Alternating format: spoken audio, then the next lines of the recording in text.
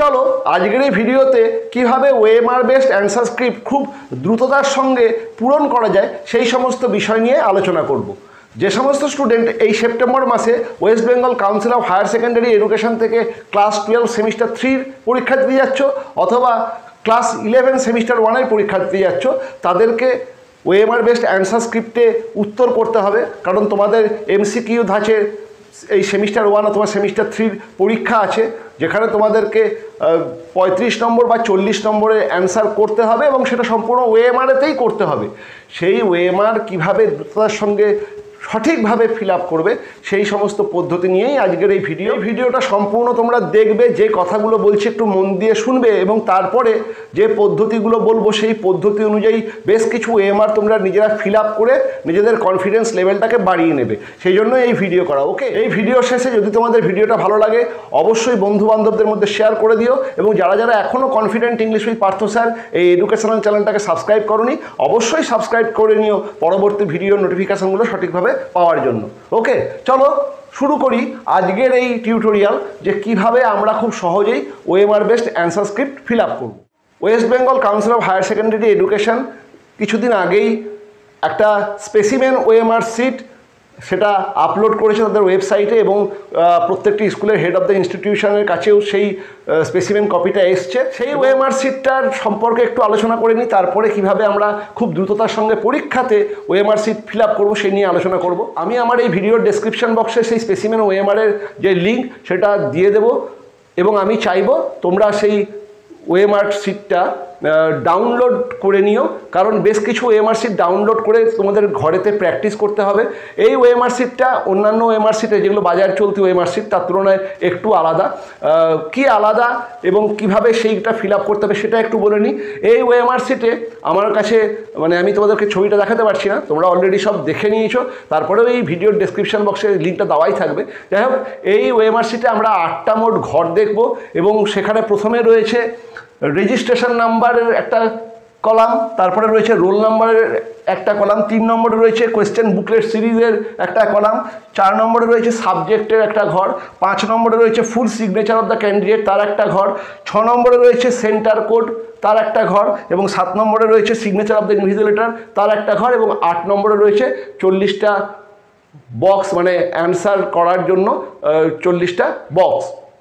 এইটা হচ্ছে মোট 8টা ওএমআর সিটটাতে মোট 8টা এরকম ভাগ করা। ক্লাস 11-এর ছেলেরা তোমরা জীবনে প্রথমবার ওএমআর বেসড পরীক্ষা দেবে, তোমরা একটু বেশি ভালো করে শুনবে এবং উচ্চ মাধ্যমিকের ছেলেমেয়েরা ক্লাস 12 সেমিস্টার 3 তোমরা আরও বেশি ভালো করে শুনবে, কারণ তোমাদের এই ওএমআর সিটটা যেগুলো বাজার চলতি ওএমআর তার তুলনায় একটু আলাদা।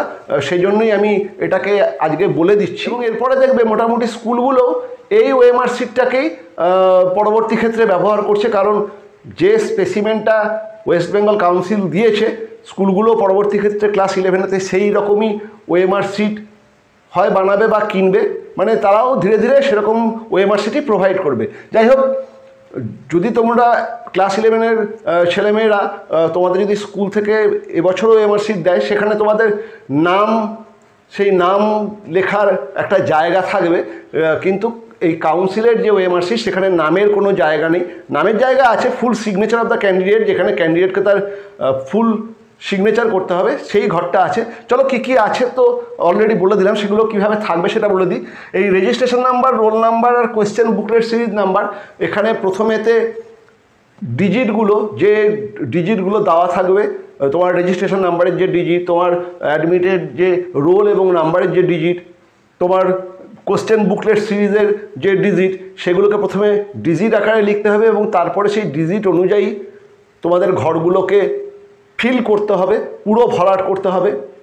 ফিলিংয়ের সময় অবশ্যই মনে রাখবে যে সার্কেলগুলো দেওয়া থাকবে সার্কেলগুলো একদম পুরোপুরি ভর্তি করবে, অর্ধেক ভর্তি করে রেখে দেবে না, কারণ ক্লাস 12 সেমিস্টার 3 তোমাদের জন্য আরও বেশি করে বলা যে একদমই কিন্তু সার্কেলটাকে কমপ্লিট ফিল করবে, সার্কেলটা হাফ ফিল করবে না এবং অস্পষ্টভাবে করবে না, আর একাধিক জায়গাতে ফিল আপ করবে না, একটা রোতে একটা ঘরই ফিল আপ করবে এবং খুব ঠান্ডা মাথায় করবে। তার কারণ তোমাদের জন্য পার স্টুডেন্ট একটা করে ওএমআরই ইস্যু হয়ে আসছে, তোমরা কোনো এক্সট্রা ওএমআর পাবে না। কাজেই ওএমআর যদি একবার ভুল জায়গায় ফিল আপ করে দাও তোমার পরীক্ষাটাই বাতিল হয়ে যাবে। তার কারণ এই ওএমআরটা সম্পূর্ণ কিন্তু স্ক্যান হবে।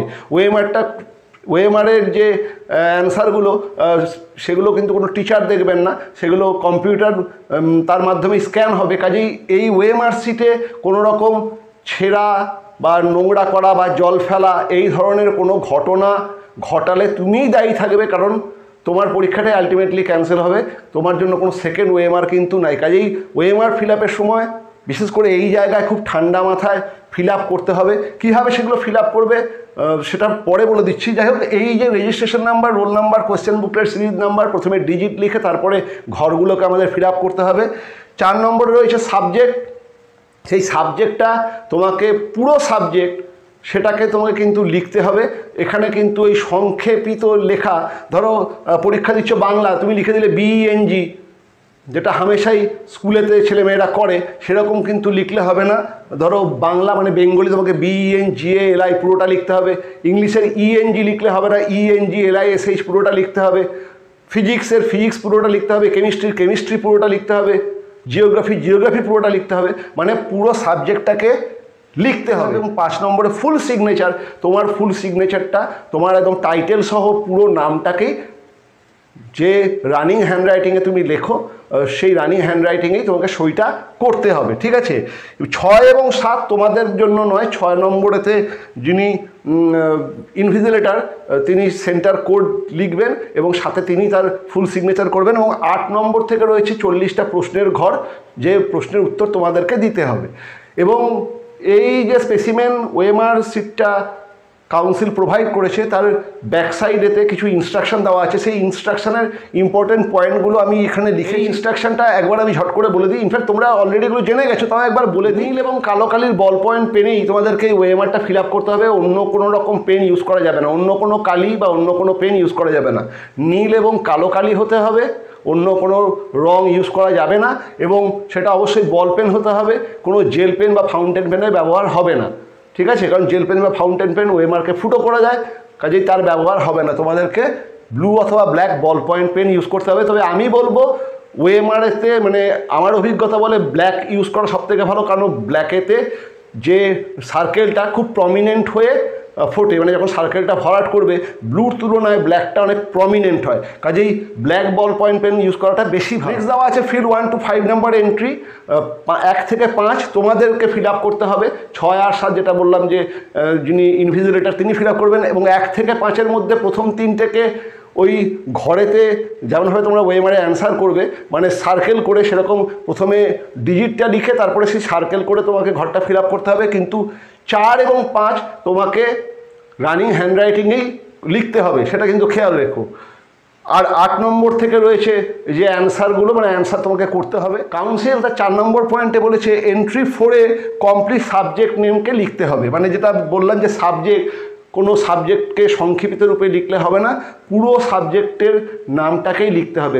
বেঙ্গলি হলে বেং না বেঙ্গলি, ইংলিশ হলে ইং না ইংলিশ, এরকমভাবেই লিখতে হবে। আর 5 নম্বর হচ্ছে সার্কেল কমপ্লিটলি, সার্কেলগুলোকে কমপ্লিট করতে হবে। সেখানেতে ওই ওএমআর শিটটায় যদি তোমরা একটা প্রিন্ট আউট বের করো, তারাই দেখতে পারবে যে পেছন দিকেতে কীভাবে সার্কেলকে কমপ্লিটলি ফিল করতে হয় তার উদাহরণ একাধিকভাবে দেওয়া আছে। মানে কমপ্লিট সার্কেল, ধরো এটা একটা সার্কেল, সেই সার্কেলটাকে কমপ্লিট ফিল করতে হবে এবং সার্কেলের বাইরে যেন কালারটা না যায় সেটাকে খেয়াল রাখতে হবে।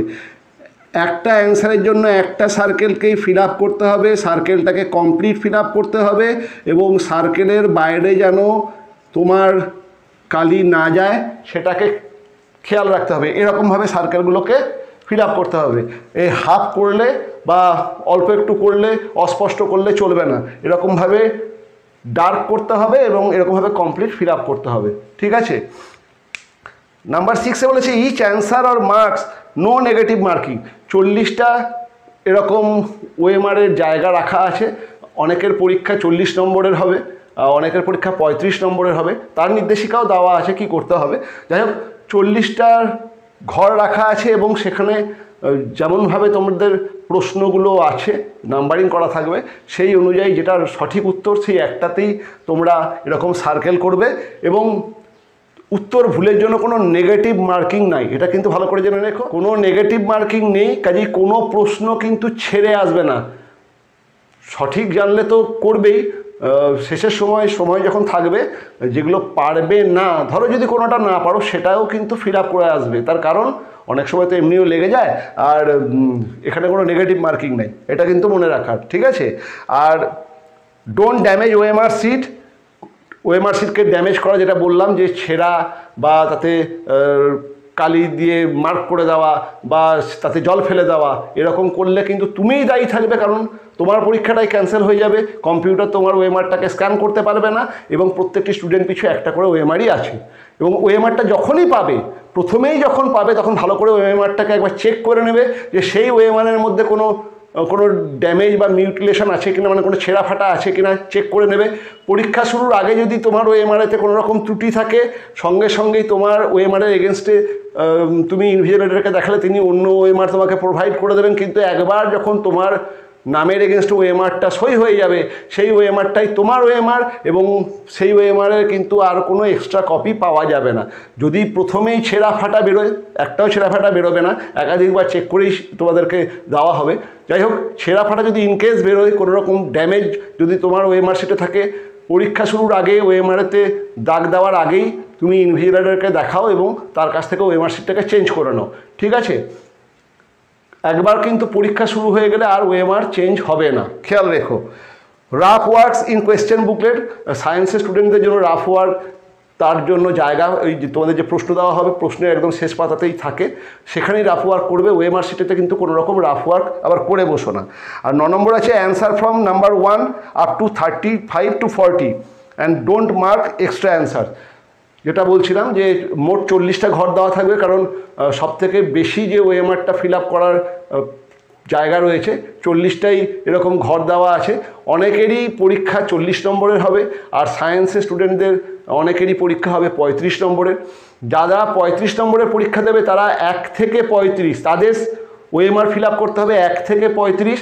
শেষের 5টা ঘরেতে ব্ল্যাঙ্ক থাকবে, কিচ্ছু গোল বা সার্কেল করবে না। ওএমআর শিটেতে 40টা মোট ঘর দেওয়া থাকবে, কিন্তু যাদের পরীক্ষা হবে 35 নম্বরের তারা 1 থেকে 35, মানে ওএমআরটা শুরু হবে 1 থেকে এবং চলবে তাদের জন্য 35 পর্যন্ত। শেষের যে 5টা ঘর এক্সট্রা থাকবে সেখানে কোনো রকম সার্কেল তারা করবে না। কোনো একটা জায়গায় ভুল হয়েছে সেটাকে কেটে নিচের 5টা ফাঁকা ঘর আছে তার মধ্যে একটা করে দিলাম, হবে না, বরঞ্চ মাঝখান থেকে ওএমআরটাই ক্যান্সেল হয়ে যাবে।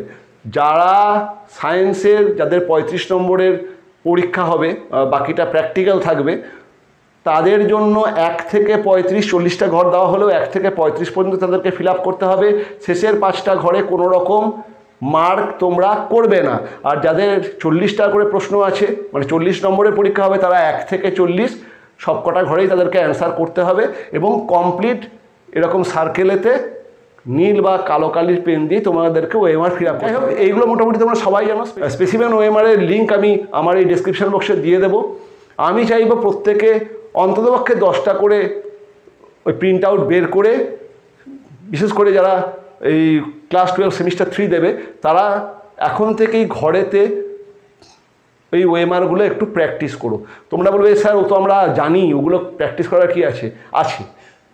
যত প্র্যাকটিস করবে, ইনফ্যাক্ট তোমাদের এরপরে যে সমস্ত পরীক্ষা নিজেদেরকে নিতে হবে, নিজেদেরকে একটু তো পরীক্ষা নেবে পরীক্ষার আগে কেমন তৈরি হয়েছে জানার জন্য, তাতে ওএমআরএতেই যদি ফিল আপটা করো, ওএমআরে ফিল আপ করা খুব সোজা মনে হলেও ব্যাপারটা মোটেই সোজা না, প্রচুর টাইম লাগে, বিশেষ করে ঠিক মতো সার্কেল করতে। আবার সার্কেলের বাইরে চলে গেলে তোমার সেই উত্তরটি ভুল হয়ে যাবে। সেই নির্দিষ্ট সার্কেলের মধ্যে আবার তাড়াতাড়িও করতে হবে, কারণ তোমার সময়ও খুব লিমিটেড। সেই সময়টা নিয়ে এরপরেই আসছি, ইনফ্যাক্ট সেটাই আমাদের বিষয়বস্তু। তা যাই হোক, যদি তোমরা এখন থেকে প্র্যাকটিস করো, মানে তোমাদের হাত সেই সার্কেল করার ব্যাপারে একটুখানি অভিজ্ঞ হয়ে যাবে, তোমাদের হ্যান্ড আই কোঅর্ডিনেশন ভালো হবে। এক জায়গায় ওএমআর ফিল আপ করতে গিয়ে অন্য জায়গায় ফিল আপ করে বসবে না, মানে একটা সার্কেল ফিল আপ করতে গিয়ে অন্য সার্কেলে ফিল আপ হয়ে যাবে না, যেটা হামেশাই ঘটে। হামেশাই এটা ঘটে যে একটা সার্কেল, মানে তুমি ঠিকই লিখছো কিন্তু একটা সার্কেল একটুখানি তোমার অ্যাটেনশানটা ডাইভার্ট হয়ে গেছে, সেই সার্কেলটা জায়গা ঠিক পরের সার্কেলটায় গিয়ে তুমি গোল করে দিলে। আর একবার হয়ে গেলে তো হয়েই গেল, মানে ভুল হওয়ার হলে হয়ে যায়। এই জন্য একটু অ্যাডভান্স প্র্যাকটিস করলে এই ভুলটার সম্ভাবনা অনেকটা কমে যায়। তাতেও কি ভুল হয় না? ভুল হয়, কিন্তু সেই ভুলের সম্ভাবনা অনেকটা কমে যায়। কাজেই 10-12টা ওই ওএমআর একটু ডাউনলোড করে নিও এবং তার প্রিন্ট আউট বের করে ঘরেতে একটু প্র্যাকটিস করো, ঠিক আছে?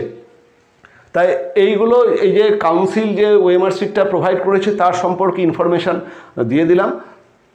এরপরে আসল কথা হচ্ছে যে আমরা ওএমআর শিটের অ্যান্সার কী করে সঠিক সময়ের মধ্যে কমপ্লিট করব, কারণ যেটা বললাম যে ওএমআর শিটের এই সার্কেলগুলো করতে অনেকটা সময় লাগে এবং সবার মানে তোমরা সবে একটা পরীক্ষা দিয়েছো, যারা ক্লাস 12 তারা একটা মাত্র পরীক্ষা দিয়েছো ওই ওএমআর কেন্দ্রিক, আজ থেকে 6 মাস আগে ওই ক্লাস 11-এর সেমিস্টার 1-এ। আর ক্লাস 11 সেমিস্টার 1 তো এখনও পরীক্ষাই দাওনি। যাই হোক, উভয়কেই বলছি যে এখানে টাইমটা খুব ফ্যাক্টর, মানে টাইমের মধ্যে সমস্ত কিছু শেষ করা এবং সেটাকে নিখুঁত করাটা খুব ফ্যাক্টর। তোমাদের মোট অ্যালটেড টাইম হচ্ছে 1 ঘন্টা 15 মিনিট এবং এই 1 ঘন্টা 15 মিনিটের মধ্যে এই যাবতীয় এই ওএমআরের সমস্ত জিনিসগুলোকে কমপ্লিট করতে হবে। মানে প্রথমের এই 1 থেকে 5 নম্বর ঘরকে কমপ্লিট করতে হবে, পেছনে ব্যাক সাইডে ইনফরমেশানগুলো পড়তে হবে, যদিও ইনফরমেশানগুলো বলে দিলাম, যাই হোক সেটা যদি একবার দেখতে চাও দেখতে হবে। তারপরে তোমাদেরকে 40টা বা 35টা, 40টা ওএমআর ফিল আপ করবে তারা ভাবছে বোধহয়, যারা 35 করবে তারা বোধহয় সহজ, মোটেই না, কারণ তাদেরকে অনেক বেশি কষতে হবে, সেটা আরও বেশি কঠিন। যাই হোক, এই ফিল আপ করা সঠিক সময়ের মধ্যে ওএমআর কমপ্লিট করাটা কিন্তু খুব মুশকিল। সেটার জন্য সঠিক পন্থা কী, মানে এটা আমার অভিজ্ঞতায় আমি দেখেছি যে ছেলেমেয়েরা যেটা করে যে একটা করে প্রশ্ন ধরে, সেটার অ্যান্সার ওএমআরে গিয়ে ফিল আপ করে। এটা কিন্তু সঠিক পদ্ধতি না, এতে কিন্তু বেশি সময় নষ্ট হয় এবং আলটিমেটলি সবকটা প্রশ্নের উত্তর জানা থাকলেও দেওয়া হয়ে ওঠে না। সেই ওএমআর ফিল করার একটা পদ্ধতি আছে, সেই পদ্ধতিটাই আমি তোদের সঙ্গে আলোচনা করব। তার আগে বলে দিই, তোমাদের মোট টাইম হচ্ছে 1 ঘন্টা 15 মিনিট। 1 ঘন্টা 15 মিনিটের মধ্যে সমস্ত কিছু করতে হবে। টাইমের বিভাজনটা এরকম হবে, তোমার ওই 1 ঘন্টা 15 মিনিটের মধ্যে প্রথম 10টা মিনিট প্রথমে বাদ দিয়ে দাও। সেই 10টা মিনিট তোমাকে এই 5টা ঘর ফিল আপ করতেই প্রথম 2-3টে পরীক্ষাতে লেগে যাবে। পরের দিকের পরীক্ষা হয়তো 10 মিনিটের জায়গায় 7 মিনিটে হবে, কিন্তু প্রথম 7 থেকে 8 মিনিট কি 10 মিনিট এইগুলো ফিল আপ করতে, এবং শুধু ফিল আপ করলেই না, এইটাই তো সবার আগে দরকার। এটাকে একবার ফিল আপ করার পর মানে খুব ঠান্ডা মাথায় 1 নম্বর কথা ফিল আপ করতে হবে, একটু ভুল করলে চলবে না, এবং সেটাকে দরকার হলে আরেকবার চেক করে নিতে হবে, কারণ এটাই তোমার পরিচিতি এইখানেই। তোমার এই registration, roll number, question booklet series এইগুলো তুমি ঠিকভাবে যদি ফিল আপ না করো তাহলে তোমার সমস্ত পরিশ্রম বৃথা। কাজেই এখানে সেটাকে করে আর একবার চেক করা, এসব করতে মানে তোমরা যদি খুব এক্সপিরিয়েন্সড হয়ে যাও মোটামুটি 5 মিনিটের মধ্যেই হয়ে যায়, কিন্তু যদি প্রথম দিকে ধরে নিচ্ছি তোমরা অতটা এক্সপিরিয়েন্স নাও, তোমাদের সেখানে 5-এর জায়গায় 7 মিনিট কি অনেকে 10 মিনিট লাগবে। কাজেই 10 মিনিট তোমার ওই 1 ঘন্টা 15 মিনিটের যে টাইম স্প্যান তার থেকে 10 মিনিট বাদ দিয়ে দাও, তাহলে রইল বাকি 1 ঘন্টা 5 মিনিট। গোটা পরীক্ষাটা দেওয়ার পরে একবার তো খাতাটাকে চেক করতে হয়, সেটা করবে, এবং সেই চেকটা তোমার 5 মিনিটই লাগবে, তার বেশি লাগবে না। 40টা প্রশ্ন পড়ে সেই উত্তরগুলো ঠিক দিয়েছো কিনা সেটা 5 মিনিটের মধ্যেই তোমায় করতে হবে, তার বেশি লাগলে চলবে না। কাজেই তোমাকে 5 মিনিটের মধ্যেই করতে হবে। কাজেই ওই যে 1 ঘন্টা 15 মিনিটের 15টা মিনিট এইটা করে দেখা এবং ওই খাতাটা শেষ হয়ে যাওয়ার পরে একবার চেক করা, ওই জন্য 15 মিনিট বাদ দিয়ে দাও, তাহলে রইল বাকি 1 ঘন্টা। 1 ঘন্টায় হয় তোমাকে 40টা প্রশ্নের উত্তর করতে হবে, ফিল করতে হবে, অথবা 1 ঘন্টা তোমাকে 35টা প্রশ্নের উত্তর করতে হবে এবং তোমাকে এই সার্কেলগুলোকে ফিল করতে হবে। তার মানে আমি 40টার হিসেবেই ধরছি, তার মানে পার কোয়েশ্চেন পিছু তুমি 40টার জন্য 1 ঘন্টা 60 মিনিট, তার মানে পার কোয়েশ্চেন পিছু তুমি পাচ্ছ কত? পার কোয়েশ্চেন পিছু তুমি পাচ্ছ 1.5 মিনিট করে। এই 1.5 মিনিটের মধ্যে তোমাকে প্রশ্ন পড়তে হবে, প্রশ্ন পড়ে উত্তর ভাবতে হবে বা উত্তর খুঁজে পেতে হবে, এবং তারপরে ওএমআর ফিল করতে হবে এবং সেটারও সার্কেল কমপ্লিট করতে হবে। খুব দ্রুততার সঙ্গে করতে হবে এবং দ্রুততার সঙ্গে নিখুঁত করতে হবে। কাজে এটা খুব কঠিন একটা প্রসেস, এই জন্যই বলছি যে বারবার করে প্র্যাকটিস করতে শুরু করো। ওএমআর ফিলিংয়ের প্র্যাকটিসটা কিন্তু প্রথম থেকেই করা দরকার, এই 1 মাস আগে থেকে, তবেই কিন্তু পরীক্ষা হলে সঠিকভাবে তোমরা ওএমআর ফিল আপ করতে পারবে। ওকে, তাহলে আমাদের পার প্রশ্ন পিছু আমরা পাচ্ছি 1.5 মিনিট, এবং যেটা আমি দেখেছি যে স্টুডেন্টরা করে একটা করে প্রশ্ন পড়ে, তারপরে সেটার ওএমআরেতে যায়, তার যেটা উত্তর সেটাকে গিয়ে ওএমআরে ফিল আপ করে। এরকম প্রত্যেকটা প্রশ্ন ধরে ধরে ওএমআর মানে একটা করে প্রশ্ন পড়া, তারপরে ওএমআরেতে গিয়ে সেই প্রশ্নের দাগ নাম্বারে গিয়ে তার যে সার্কেলটা হবে সেই সার্কেলটাকে কমপ্লিট করা কিন্তু অনেক বেশি সময় লাগে। তাহলে কি করে আমরা সময় বাঁচাবো? সঠিকভাবে ওএমআর করার পদ্ধতি হচ্ছে, তোমার মোট প্রশ্ন আমি 40টা হিসেবেই ধরছি, যে তোমার 40টা প্রশ্ন মানে 4টে ভাগ মানে 10টা করে তুমি প্রশ্ন প্রথমে চুজ করো 1 থেকে 10। তুমি ঝট করে এই 1 থেকে 10-এরই প্রশ্নের মানে প্রশ্নগুলো পড়তে শুরু করো, এবং তোমার তো একটা পেন থাকছেই, পেনেতে সেই প্রশ্নতে তুমি মার্ক করো যে কোনটা উত্তর। 1 থেকে 10, তার বেশি যেও না, 1 থেকে 10 সেটাকে প্রথমে সেই প্রশ্নের উত্তরগুলো খোঁজো, তারপরে সেই 10টা উত্তর পাওয়ার পরে এবারে বলবে স্যার আমাদের 1 থেকে 10-এর মধ্যে অনেক কটা পাচ্ছি না। ঠিক আছে, 1 থেকে 10-এর মধ্যে যতগুলো উত্তর তুমি পাচ্ছ সেই মানে তোমাকে কিন্তু এরকম 10 10 10 10 4টে ভাগ করে একটা ধরে নিতে হবে যে 1 থেকে 10, বা যাদের 35টা আসে তাদের 1 থেকে 9, এটা একটা সেট। ওই সেটটাকে আগে তোমাকে করতে হবে, তাতে যতগুলো তুমি সঠিক জানলে সেটা মানে পাশে মার্ক করতে করতে যাও যে এটা সঠিক উত্তর। এবার এটাতে মার্ক করাতে কোনো অসুবিধা কিছু নেই, কারণ তোমরা জানোই যে তোমাদের 5টা সেট করে প্রশ্ন বানানো হচ্ছে, কাজেই তোমার মার্ক অন্য স্টুডেন্ট দেখে নেবে, তোমার পাশের জন বা পেছনের জন দেখে নেবে, কিছু যায় আসে না, কারণ প্রত্যেকের নাম্বার আলাদা থাকবে। প্রশ্ন একই হলেও নাম্বার এমনভাবে ঘুরিয়ে পেঁচিয়ে থাকবে, 1 নম্বরের সঙ্গে দেখা যাবে তোমার যেটা 1 সেটা তোমার পাশের যে ছেলেটি বা মেয়েটি রয়েছে তার সেটা হয়তো 17। কাজেই কোনো চিন্তা নেই, নির্ভাবনাতে একদম খোলাখুলি মানে তোমার যেটা মনে হচ্ছে, তোমার যেটা অ্যান্সার তুমি ঠিক করছো সেই প্রশ্নই সেটা মার্ক করো। ওএমআর শিটে না, প্রশ্নে সেটা মার্ক করতে করতে যাও 1 থেকে 10, এটা একটা সিকোয়েন্স ধরে নাও, সে 1 থেকে 10টা আগে কমপ্লিট করো, তারপরে সেই 10টার উত্তর কিন্তু ওএমআরে সে আগে তোলো। অনেকেই আমি দেখি যে হয় ওই দেনান দেয়ার একটা করে প্রশ্ন দেখে এবং তার পাশে পাশে ওএমআরটাকে ফিল করতে শুরু করে, এটাও একটা রং প্রসেস। আবার অনেকেই আছে প্রথমে সমস্ত প্রশ্নের উত্তরগুলো আগে করে নিই, তারপরে শেষের 15 মিনিটে ওএমআর ফিল আপ করবো, ওটাও একটা ভয়ানক রং প্রসেস। দেখা যায় যে ওই করতে করতে বা খুঁজতে খুঁজতে সময়ে মানে ঘড়ি এই সময় এত তাড়াতাড়ি ছোটে, কখন যে সেই সময় একদম শেষে চলে এসছে, 15 মিনিটের জায়গায় 5 মিনিট হয়ে গেছে, সেই 5 মিনিটে তুমি হয়তো তখন সব কিছু কমপ্লিট করে এবার তুমি 40টা উত্তরই পেয়ে গেছো বা 35টা উত্তরই পেয়ে গেছো, এবার তুমি ফটাফট করে লিখবে। তোমার এই ফটাফট আর ওই সার্কেলটা করা হয় না, দেখা যায় যে অনেক কটা উত্তর তুমি অনেক চেষ্টা করে খুঁজে পেয়েছো, কিন্তু সেগুলোকে আর সার্কেল করার আগেই তোমার ঘন্টা বেজে গেছে, ইনকমপ্লিট হয়ে যায়। এবং কেউ তোমাকে এই সমস্ত পরীক্ষাতে 1টা মিনিটও বেশি সময় দেবে না। এটা স্কুলের পরীক্ষা নয় যে স্যার একটু দাঁড়ান আমার শেষের দুখানা একটু দাগ মেরে দিই, এই পরীক্ষা ঘন্টা বাজবে, খাতাটি তোমার হাত থেকে কেড়ে নিয়ে নেবে। ওকে, আর সেটা আরও বেশি খারাপ জিনিস, কারণ তোমার দেখা যাবে যে ছাতা কাটতে গিয়ে বা তোমার ওএমআর শিটটা কাটতে গিয়ে ওএমআর একটুখানি ছিঁড়ে গেল বা পেনেতে দাগ লেগে গেল। এই জন্য তোমাকে আগেই মানে দরকার হলে তোমাকে 1 মিনিট আগেই সেই ওএমআর শিটটাকে একদম যত্ন করে ইনভিজিলেটরের হাতে তুলে দিতে হবে। কাজেই তোমাকে যেটা করতে হবে 10টা করে ভাগ করে নিতে হবে। প্রথম 10টা প্রশ্নের উত্তর পড়ো, সঙ্গে সঙ্গেই সেই প্রশ্নের পাশেই তুমি যে অ্যান্সারগুলো ভাবছো সেগুলোকে টিক করো, এবং তারপরেই সেই 10টা কমপ্লিট হয়ে গেলে, এবং 10টার জন্য তোমার প্রতিটা প্রশ্নে তুমি হিসেবে 1.5 মিনিট করে পাচ্ছ, কিন্তু তোমাকে ওই ওএমআর ফিলিং নিয়ে পার প্রশ্নের জন্য 1 মিনিট করেই রাখতে হবে। প্রথমে 1 মিনিট করেই রাখতে হবে, তোমাকে কিন্তু 1.5 মিনিট ওই সময়টাকে পুরোটা খরচ করে দিলে হবে না।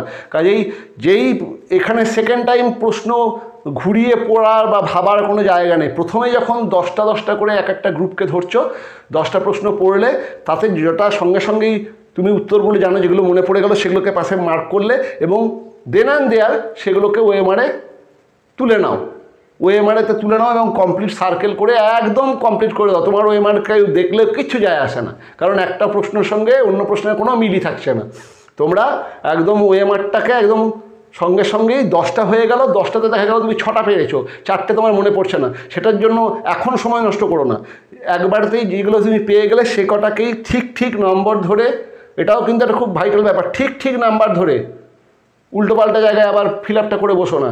একবার যদি ফিল আপ হয়ে যায় কাটার কিন্তু আর কোনো জায়গা নেই, কাটলে তোমার ওএমআরটাই ক্যান্সেল, কাজে ভুল হলে তোমাকে সেই ভুলটাই রেখে দিতে হবে, সেটা কিন্তু আরও বেশি যন্ত্রণা। এই জন্য ইন জেনারেল নিয়ম হচ্ছে ওএমআরটা প্রথমেতে একটা করে পেন্সিল দিয়ে দাগ মারতে হয়, মানে তুমি প্রথমে 10খানা প্রশ্নের উত্তর পেন্সিল নিয়েই প্রথমে তোমাকে ওএমআরটাকে ফিল করতে হয়। তুমি যখন 10খানা প্রশ্নের উত্তর পেয়ে গেলে পেন্সিল দিয়ে প্রশ্নপত্রে দাগ মারলে এবং তারপরে তুমি সেই প্রশ্নের উত্তরগুলো ওএমআরেতে তুমি নির্দিষ্ট ঘরেতে গিয়ে একটা করে যে ঘরগুলো আছে তাতে একটা করে পেন্সিলের টিক মারো। এরপরে আর একবার তুমি প্রশ্নটাকে দেখো, উত্তরটা কনফার্ম হয়েছে, তারপরে পেন দিয়ে মানে আগে 6টা টিক মেরে নিলে, জাস্ট টিক মেরে নিলে, তখনই কিন্তু সার্কেলটা করতে যেও না, সময় থাকবে, সার্কেলটা করতে যেও না, তুমি আর একবার প্রশ্নটা পড়ো, মানে ফাইনাল যখন তুমি পেন দিয়ে সার্কেলটা করতে এসে, তখন তোমাকে পেনেই করতে হবে, পেন্সিলেরটা হবে না, তোমাকে পেন দিয়েই করতে হবে, পেন্সিলের তো মোছার একটা তাও অপশান থাকতো। যাই হোক, তুমি তখন ভালো করে প্রশ্নটাকে আর একবার পড়ে নাও, কারণ তুমি এবার ফাইনাল ওএমআরটাকে ফিল করতে যাচ্ছ। এবার তুমি প্রশ্নের উত্তরটা তুমি জানো যে এটাই কনফার্ম, এবার তুমি যে ঘরটায় তুমি টিক মেরেছো সেই ঘরটাও দেখে নিলে যে হ্যাঁ ঘরের সঙ্গে মিলে গেছে, এবার তুমি সুন্দর করে তুমি ওএমআরটাকে কমপ্লিট করো, নিয়ে নেক্সট ওই 10টা হয়ে গেল, যতগুলো পারলে হয়ে গেল, এরপরে নেক্সট 10টায় এসো, সেই 10টা যতগুলো উত্তর পারছো সেটাকে আগে টিক করো, তারপরে সেটাকে পেন্সিল দিয়ে ওএমআরতে টিক করো, একবার প্রশ্নটাকে পড়ো, যে উত্তরগুলো তোমার একদম মনে হচ্ছে যে অ্যাকিউরেট সেগুলোকে সঙ্গে সঙ্গে ফিল আপ করে নাও। এরকমভাবে 4টে ধাপেতে 40টা প্রশ্নকেই একবার করে পড়ে তার উত্তর বের করে ওএমআরতে টিক মেরে পরে আর একবার প্রশ্নটাকে জাস্ট পড়ে মনে হয় যে হ্যাঁ উত্তরটা, প্রথমবারে অনেক সময় দেখা যায় যে ভুল উত্তরও মনে পড়ে যায়। যাই হোক, পরে যখন তুমি সেকেন্ড টাইম প্রশ্নটাকে আরেকবার পড়ছো এবং দেখছো যে তুমি যেটা উত্তর ভেবেছো সেটা কনফার্ম অ্যান্সার, এরপরে তুমি সেই ঘরে যাও, অলরেডি তোমার ঘরগুলো মার্ক করা আছে, তোমার খুঁজে পেতে অসুবিধা হবে না, সেটাকে ভালো করে ফিল আপ করে নাও। এইসব করতে করতে দেখবে তোমার 40 মিনিট 45 মিনিট হয়ে গেছে, আর তাতে মোটামুটি তুমি দেখবে তোমার 30টার মতো প্রশ্নের উত্তর 30-32টা হয়ে যাবে। প্রত্যেকেই দেখবে যে এই শেষে 7-8টা হয়তো তখনও তুমি একদম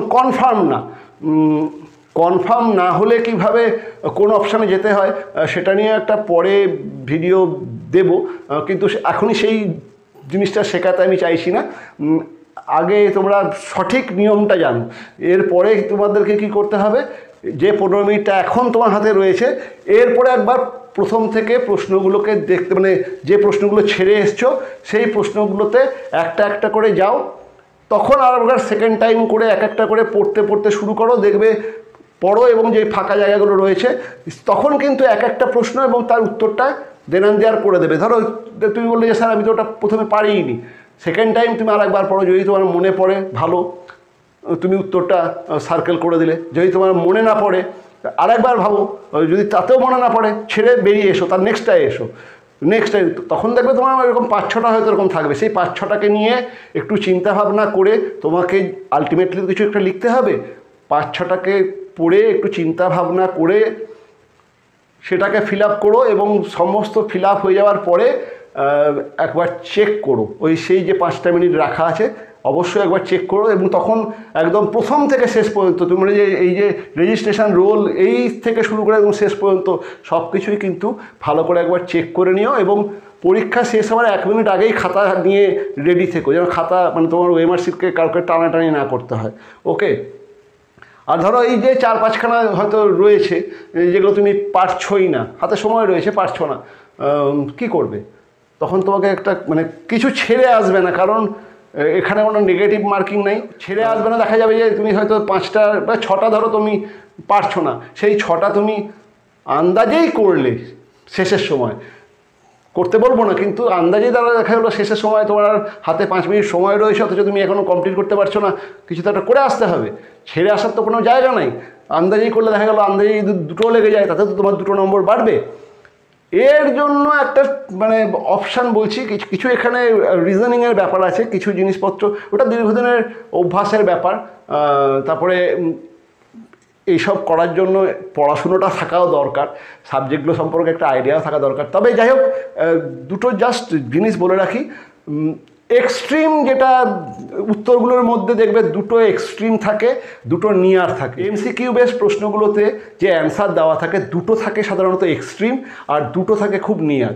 এক্সট্রিমগুলোকে প্রথমেই বাদ দিয়ে দাও, নিয়ার দুটোকে রাখো, সেই দুটোর মধ্যেই হবে কোনো এক্সট্রিম আর নিয়ারের ব্যাপারটা একটু বোঝানোর জন্য আমি এখানে তোমাদের একটা অঙ্কের উদাহরণ দিয়ে বোঝাই। ধরো একটা উত্তর, মানে প্রশ্নটা যেটা পড়েছে তাতে 4টে অপশান যে দেওয়া আছে, অপশানের মধ্যে উত্তরটা ধরো দেওয়া আছে 3, 4, 9, 17, এরকম একটা উত্তর এসছে। এর মধ্যে এক্সট্রিম দুটো কোনটা? 3 আর 4 কাছাকাছি, 9 বা 17 এটা অনেকটা এক্সট্রিম। এই এক্সট্রিমগুলোকে প্রথমেই বাদ দাও। নিয়ার যেগুলো উত্তরগুলোর মধ্যে যেগুলো নিয়ারনেস রয়েছে সেরকম উত্তর খুঁজে বের করো।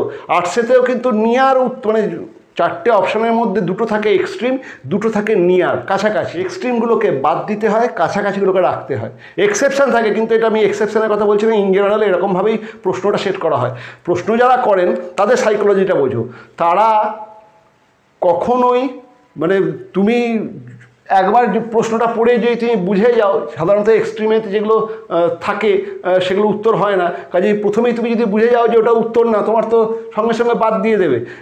কিন্তু কিছু তো মানে এমসিকিউতে যাতে তোমাকে চিন্তা করতে হয় কোন জায়গাটাতে তোমাকে বেশি চিন্তা করতে হবে, দুটো পাশাপাশি মানে প্রায় কাছাকাছি উত্তর, সেই দুটোর মধ্যে তোমাকে চিন্তা করতে হবে যে তার মধ্যে কোনটা হওয়া উচিত, কোনটা হওয়া উচিত না।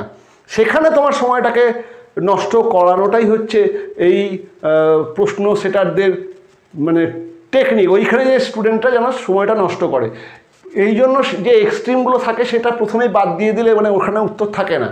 যে দুটোর মধ্যে নিয়ার থাকে, ধরো একটা কোশ্চেন রয়েছে 3, 7, 13, -3, এক্সট্রিম কোনটা?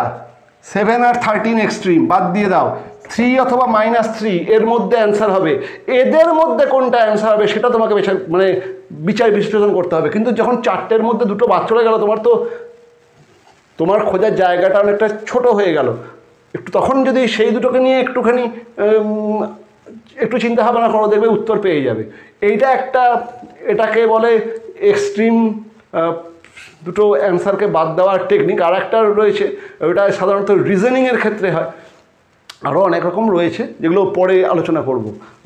রিজনিং নিয়ে একটা হয়, রিজনিংয়ে সাধারণত মানে এই কোনো একটা জিনিস সম্পর্কে, এটা আর্টসে বেশি থাকে, প্রবাবিলিটি। সাধারণত দেখবে এই ধরনেরগুলো থাকে এরকমই যে 1, 2, 3 সবকটি সত্য, 1, 2, 3 সবকটি মিথ্যা, 1 সত্য 3 মিথ্যা, এরকম 4টে থাকে।